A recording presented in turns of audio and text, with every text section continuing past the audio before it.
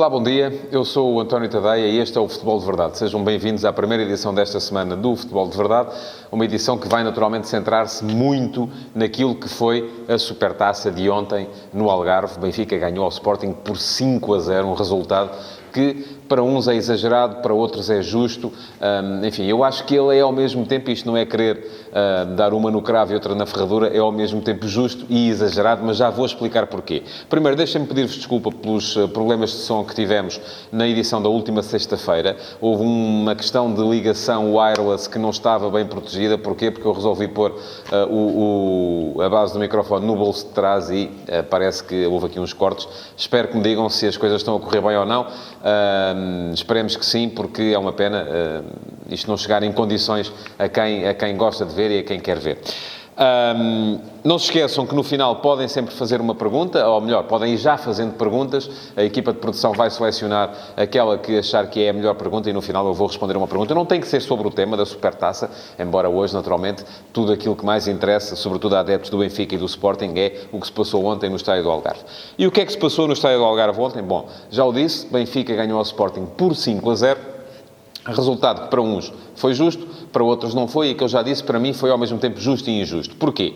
Foi injusto porque o Sporting conseguiu até estar na moto de cima, conseguiu controlar o jogo durante um bom período de tempo, estava um bocadinho por cima até quando o Benfica fez o primeiro golo, aos 40 minutos, o jogo até aí estava já numa fase de equilíbrio, mas com alguma supremacia leonina. Depois a segunda parte entra com as duas equipas a equivalerem-se e é o Benfica quem faz o segundo golo e logo a seguir faz o terceiro, e a partir desse momento, quando o Sporting sofre o segundo e o terceiro golo quase de rajada, a equipa desmorona e a partir daí o Benfica podia ter feito, fez mais dois, fez 5-0, podia ter feito mais outros dois, podia ter chegado aos 7, porque falhou ali algumas ocasiões, até inclusive de ampliar o resultado. Portanto, justo porque, quem olhar para as ocasiões do golo, é verdade que o Sporting teve uma ou duas durante a primeira parte, mas depois, quem olhar para as ocasiões de golo, elas foram claramente mais para o lado do Benfica durante o segundo tempo. Injusto porque quem olhar para os 90 minutos e perceber que durante 60, o jogo, de 60 a 65, o jogo foi equilibrado,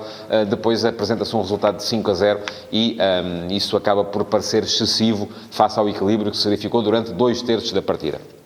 Portanto, percebo perfeitamente. É verdade que também, graças a este clima de fair play que ou que estão a tentar trazer para o futebol português desde o início de época, e ontem no final, tanto Frederico Varandas como Luís Filipe Vieira vieram dizer que, bom, o resultado é exagerado, e sim, aí tem a ver um bocado com aquilo que é o espírito de concórdia que se espera que exista no futebol português. E atenção, eu não sou nada daqueles que acha que quem perde, perde porque é simpático. Quem perde, perde porque, ao fim e ao cabo, acabou por não ser tão bom. E, aliás, já se esperava, e eu disse aqui a semana passada, que o Benfica era favorito para este jogo. Mas prometi-vos no lançamento deste vídeo que ia falar daquilo que o Benfica fez bem, daquilo que o Benfica fez mal, daquilo que o Sporting fez mal, daquilo que o Sporting fez bem. E vamos a isso. Principais méritos do Benfica. Por muito que queiram vir aqui agora dizer que são os jogadores que são fantásticos, e são, naturalmente, mas eu acho que o principal mérito do Benfica para a forma como acabou por trucidar o Sporting no resultado é o facto de ter um processo absolutamente consolidado. A equipa perdeu, em relação à época passada, um titular, que foi João Félix. Jonas jogava, mas jogava muitas vezes no lugar de Félix. Não tinha também o André Almeida, que era lateral direito titular, mas esse por lesão, esse continua no plantel. Mas, de qualquer forma, aquilo que se vê é uma equipa que Bruno Lage pôs a jogar um futebol que tem identidade. A equipa sabe ao que joga. Os processos são repetidos, são treinados, são rotinados. E isso faz com que a equipa tenha crença nas suas próprias capacidades. Isso também tem a ver, naturalmente, com o facto de ter ganho. E quando se ganha, passa a acreditar-se mais. Mas aquilo que se viu foi uma Benfica que sabia perfeitamente aquilo que ia fazer em campo. Uma equipa coerente, uma equipa com identidade, uma equipa que soube também adaptar-se àquilo que foi o adversário. Eu acho que Bruno Lage, ao fim e ao cabo, já sabia, ou já tinha fortes suspeitas de que Marcel Keizer ia aparecer com a tal linha, que podem dizer que é de 3, podem dizer que é de 5, enfim, é um bocado indiferente, são 3 centrais, 2 alas, dizer que são 3 ou 5 depende um bocado, e aliás acho que os próprios jogadores não sabiam muito bem os do Sporting, mas isso já lá vamos, se era para fazer, quando é que era para fazer linha de 3, quando é que era para fazer linha de 5. E digo isto porquê? Porque Lage, no final da conferência de imprensa, da antevisão do jogo, disse, curioso, estou aqui curioso, porque o Sporting nunca testou na pré-época a linha de 5. Portanto, eu acho que ele, para dizer isto, já foi um bocadinho a dizer, Atenção, não me vão comer por tolinho, e o tolinho foi a frase também, a expressão-chave dessa conferência de imprensa, não me vão comer por tolinho porque eu já estou aqui e já estou a ver aquilo que vai acontecer. E a verdade é que mesmo assim o Sporting apresentou-se com a tal linha de 3 e o Benfica não conseguiu, ou de início entrou com uma forma de pressionar que dava espaço, e isso se logo na primeira ocasião de golo que o Sporting criou, quando o Sporting consegue mudar a bola de lado e o facto do Benfica estar compacto, mas muito subido, e ter os 2 contra 3 na fase inicial de construção leonina, permitiu que o Sporting saísse pela esquerda e criasse uma situação de perigo. Mas soube bem adaptar-se lá, rapidamente mudou, rapidamente mandou Rafa pressionar mais alto, rapidamente mandou um outro elemento de meio campo pressionar mais alto, podia ser Pizzi, às vezes era Gabriel, e baixava de Tomás para reduzir ali o espaço que o Sporting aproveitava para construir e criava dificuldades à tal saída a 3, porque saída a 3, se tiver 3 a pressionar também, isso acaba por ser um problema. Mas pronto, serviu isso ao Benfica, mudou a tempo, mais um fator positivo. Fatores negativos no jogo do Benfica, é possível encontrá-los. Não estou ainda convencido, aliás, ninguém estará, que Nuno Tavares seja a solução para o lado direito da defesa, embora ele tenha subido bastante, subiu mais do que é costume, nunca tinha depois o pé direito para cruzar, e isso obrigava sempre a recuar o jogo, a colocar Pizzi em jogo, e Pizzi é muito forte depois na forma como cruza, mas esse foi um problema, e continuará a ser um problema enquanto não estiver apto a André Almeida, porque acho que continua a achar que Nuno Tavares rende muito mais à esquerda do que à direita, e pode ser até uma alternativa muito interessante a Grimaldo do lado esquerdo da defensiva do Benfica. E depois, sobretudo, ainda assim alguma dificuldade a ligar o jogo enquanto o Sporting foi equipa. De Tomás está a começar a perceber melhor aquilo que se lhe pede, e aquilo que se lhe pede é muitas vezes baixar para o tal espaço entre linhas, para servir de ligação de jogo, ligar o jogo entre meio campo e ataque, e não deixa de ser interessante verificar que o Benfica chegou ao golo precisamente no momento em que De Tomás conseguiu baixar e conseguiu receber no tal espaço entre linhas, recebeu, solicitou Pizzi cruzou, e depois aparece Rafa a finalizar na zona do segundo posto. É isso que o Benfica ainda tem de trabalhar, mas de qualquer forma parece-me que a equipa está perfeitamente identificada com aquilo que está a fazer. E esse foi também, do meu ponto de vista, o principal demérito do Sporting no jogo de ontem. Falta de rotinas.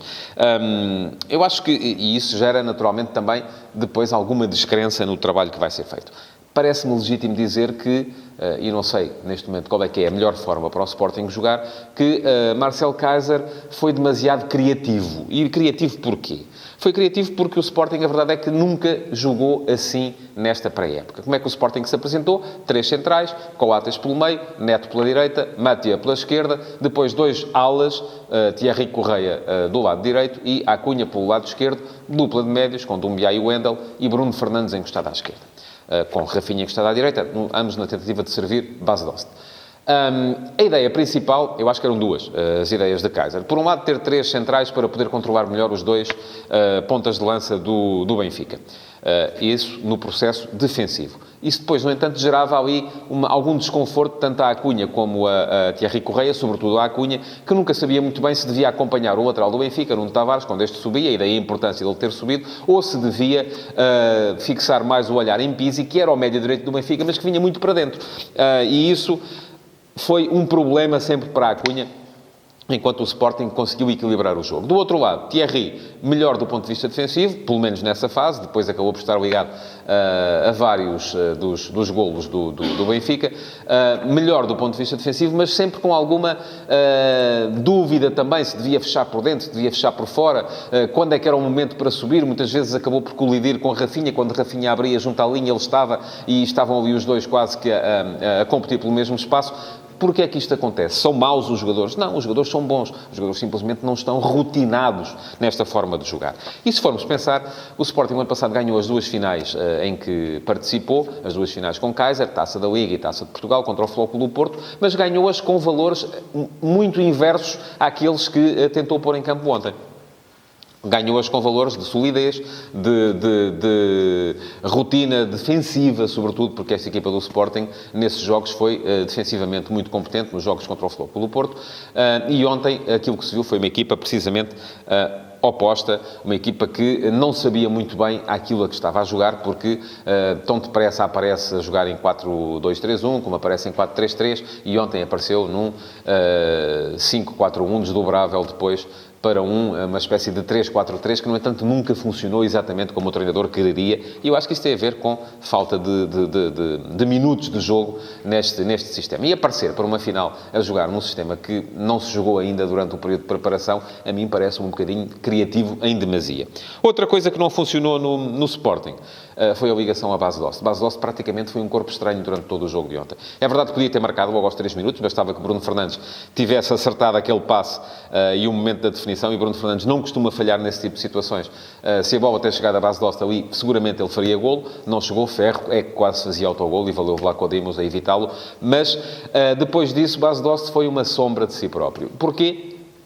Porque falta ao Sporting a capacidade para construir, não é tanto por dentro, mas é primeiro por dentro para depois poder solicitar o jogo exterior, e era daí que muitas vezes, mas já da linha de fundo e em situação nas costas da defensiva adversária, que entravam os tais passes, se fossem eles rasteiros, por alto, fosse como fosse, para a Bas Dost concluir ao primeiro toque, que é nisso que ele é forte.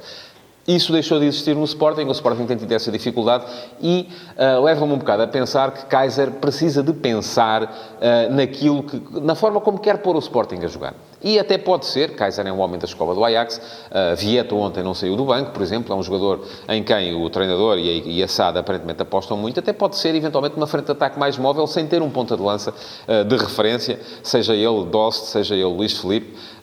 O Ajax, por exemplo, jogava assim na Liga dos Campeões o ano passado, com Tadic, com Ziyech, com Dolberg, com Neres, enfim, jogavam geralmente 3 destes 4, e o avançado mais central era Tadic, que não é um ponta de lança, é um jogador móvel, um jogador que baixa muito para o jogo entre linhas, e isso não impediu o Ajax de ser forte. Agora, é preciso que a equipa saiba ao que está a jogar e que seja coerente, que no fundo acabe por repetir esse modelo e esse sistema também, que são coisas diferentes, para que os jogadores fiquem confortáveis na forma de jogar e não tão desconfortáveis como se apresentaram ontem.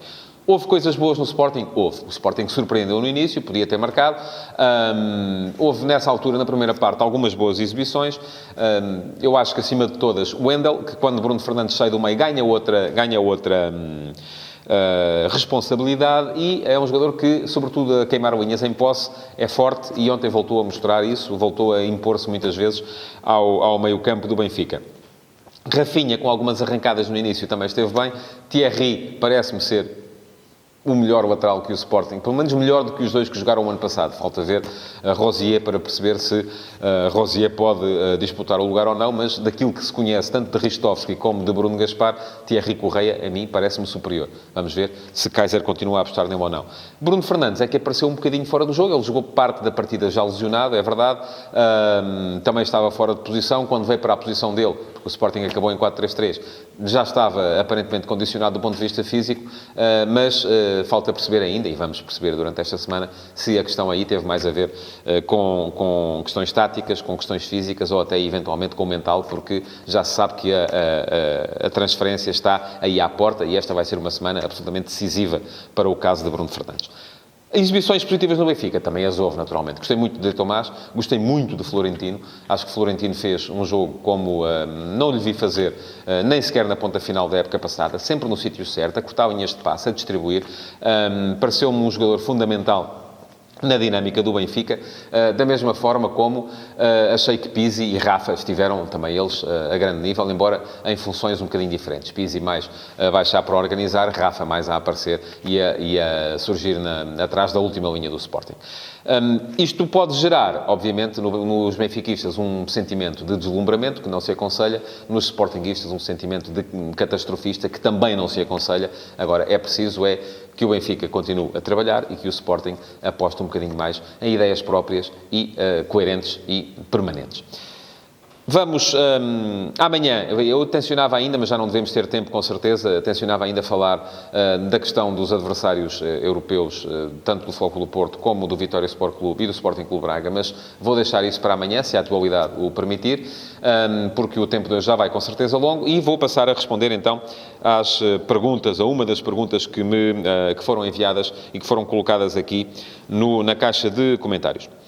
Pergunta o Ivo Silva, acha que Kaiser, olá Ilvo, muito bom dia, acha que Kaiser, depois do jogo e das declarações no fim, tem condições para continuar?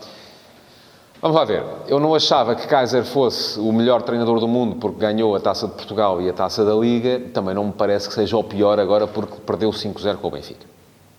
Geralmente, este tipo de decisões tomadas a quente são sempre más conselheiras. Não é porque se perdeu um jogo que, de repente, tudo vai ser posto em causa. Agora, acho é que Kaiser, juntamente com Assad, com Hugo Viana, com Frederico Varandas, têm que se sentar os três e têm que perceber, o treinador tem que explicar, isso acho que é fundamental, o que é que quer fazer. Porque eu, francamente, começo a ter dúvidas em relação àquilo que ele quer fazer. Eu não acredito, vou ser muito franco, não acredito em equipas que mudam de face de jogo para jogo. E já o ano passado aconteceu um bocado isto. Kaiser teve uma entrada derrompante no futebol português. Foi um bocadinho até ao momento em que os adversários perceberam como é que ele estava a jogar. A equipa a sair a construir de trás. A equipa a meter muita gente em zonas avançadas do campo, a fazer pressão. E depois, quando veio o jogo com o Porto, mudou tudo. O jogo com o Porto para o campeonato mudou tudo. Passou a sair com pontapé longo. Passou a meter mais gente em linhas mais recuadas.